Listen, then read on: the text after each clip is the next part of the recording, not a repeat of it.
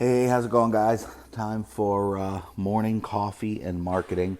And yeah, I know it's almost the afternoon. Hell, it may even be the afternoon, but I'm still drinking my morning coffee, so it still counts. Anyway, today we're going to talk about why your customers buy. Now, I know you think you know why your customers buy. They buy to get the benefit of the wonderful thing I am selling. They buy because I did such a great job selling to them. They buy, whatever. But here's the truth. Oftentimes, the reason people buy and the reason they should buy are two completely different things.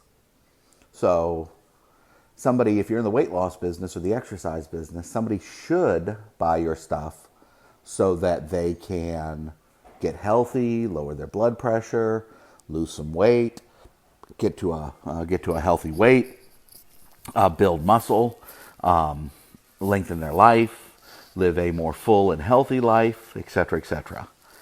But the chances are the reason they're buying your stuff is because they want to get laid. That's the truth.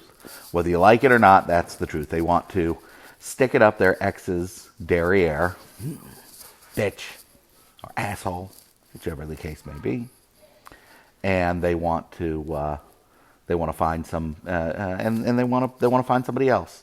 If they're single, they're doing it because they want to stick it up the derriere of that guy or that girl in high school or in college or whatever, their ex-boyfriend, ex-girlfriend, whatever. That's why people lose weight. They lose weight to spite somebody and to get laid. That's why people lose weight. People aren't losing weight to lower their blood pressure, to get healthy. A few people, maybe immediately after a heart attack, etc. If you're selling, whatever you're selling, I mean, that's the easiest example. But whatever you're selling, there's a reason people are buying, and there's a reason that they tell you or that you think that they're buying, right? So in the copy business, in the consulting business and the copy business, there's a lot of people who get consulting gigs or who hire some of the top copywriters in the business, but they do that to brag that they've hired so-and-so. Oh, I did a day with Dan Kennedy, or I did a day with Jay Kern, or with Frank Kern, or I had a day with Jay Abraham. Look, nothing wrong with that. Hopefully they still got definable value from it. But the fact is that people bought those consulting days so that they could brag about having a consulting day with that guru, right? Same thing goes for why people join masterminds. People think, oh, well, you're joining a mastermind so that you can get the best out of the mastermind. No! They join the mastermind so that they can say they have an exclusive relationship or a close relationship with the person running the mastermind. That's why people join masterminds. If you're selling cars, if you believe, and of course this one's obvious, if you believe that the only reason somebody buys a car is to get from point A to point B, then everybody should be driving Yugos, right? Or everybody should be driving VW Bugs or whatever the cheapest car is nowadays. I don't know what it is. But people are buying $150,000, $200,000, $500,000, $1 million vehicles. Obviously, that's not to get from point A to point B. Why should they buy a car? Arguably, they should buy a car to get from point A to point B as transportation. That's not why they buy a car, right? So now here's the thing. Here's the important part. And here's how you apply this to your business. If you are, it doesn't even matter what business you're in. It doesn't matter what business you're in. If you are a celebrity within your marketplace. Now, the marketplace can be a local geographic place, a city.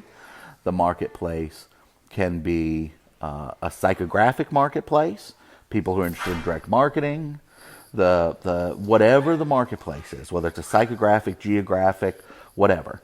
If you can create yourself as a celebrity, you are going to increase the people who will do business with you strictly for saying, and how much they'll pay to do business with you, strictly for saying that they are doing business with you, that they're close to you.